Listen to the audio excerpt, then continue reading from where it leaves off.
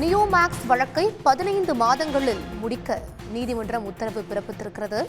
இது பற்றிய மேலும் தகவல்களை வழங்குவதற்காக செய்தியாளர் ரஃபீக் ராஜா இணைகிறார். ரஃபீக், விவரங்கள்.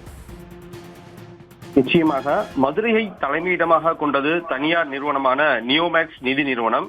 இந்த நிதி நிறுவனம் தமிழகத்தில் பல்வேறு மாவட்டங்களில் தனது கிளைகளை அமைத்து அதிக வட்டி தருவதாக கூறி மக்களிடம் ஆசை வார்த்தை கூறி கிட்டத்தட்ட பல்லாயிரக்கணக்கான கோடி ரூபாய்களை முதலீடாக பெறப்பட்டது. இந்த முதலீட்டின் மூலம் தமிழகம் முழுவதும் பல்வேறு இடங்களில் நிலங்கள் வாங்கி விற்பனை செய்து வருகின்றனர். இந்த நிதி நிறுவனம் குறிப்பிட்ட, அதாவது தாங்கள் கூறியதுபடி முதலீட்டாளர்களுக்கு உரிய வட்டி தொகையையும் நிதிகளையும் திருப்பி கொடுக்காததால் மதுரை, திருச்சி உள்ளிட்ட பல்வேறு மாவட்டங்களில் இவர்கள் மீது புகார் கொடுக்கப்பட்டது.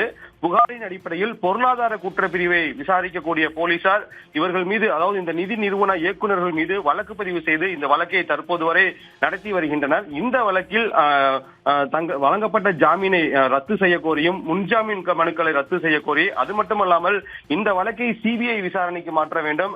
மேலும் இந்த வழக்கில் உயர்நீதிமன்ற நீதிபதியை அமைத்து இந்த குற்றம் பொருளாதாரங்களை இழந்த மக்களுக்கு இழப்பீடுகளை திரும்ப தர வேண்டும் என்ற பல்வேறு கோரிக்கைகளை வலியுறுத்தி தான் இந்த வழக்கு என்பது உயர்நீதிமன்ற மதுரை கிளையில் தாக்கல் செய்யப்பட்டது. இந்த வழக்கை விசாரணை செய்த நீதிபதி தண்டபாணி தற்போது ஒரு விரிவான உத்தரவை பிறப்பித்துள்ளார். குறிப்பாக தமிழகத்தில் இதுபோன்ற நிதி நிறுவனங்கள் நடத்தி மோசடியால் பாதிக்கப்பட்டவர்கள் கிட்டத்தட்ட 3,60,000 பேர் உள்ளனர். ஆனால் இந்த வழக்கில் இதுவரை அந்த முதலீடுகளை திரும்ப பெற்றது மிகவும் குறைவான, குறிப்பாக ஒரு 11,000 நபர்கள் மட்டுமே முதலீடுகளை திரும்ப பெற்றுள்ளனர்.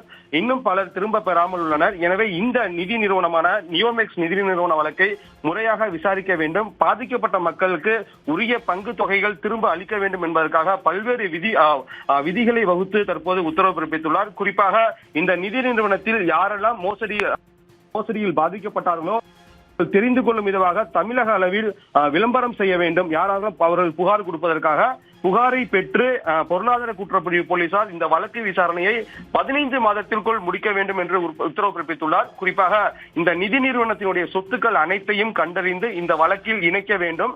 அவ்வாறு இணைக்கப்பட்ட வழக்குகளை சிறப்பு நீதிமன்றத்தின் அனுமதி பெற்று அரசின் உரிய வழிமுறைகளை பின்பற்றி இந்த சொத்துக்களை அனைத்தையும் விற்பனை செய்து இந்த முதலீடு செய்தவர்களுக்கு திரும்ப வழங்க வேண்டும் என்று தற்போது ஒரு உத்தரவு பிறப்பித்துள்ளார். விரிவான விவரங்களை வழங்கியமைக்கு நன்றி ரஃபீக் ராஜா. உடனுக்குடன் செய்திகளை தெரிந்து கொள்ள சன் நியூஸ் பெல் ஐகானை கிளிக் பண்ணுங்க.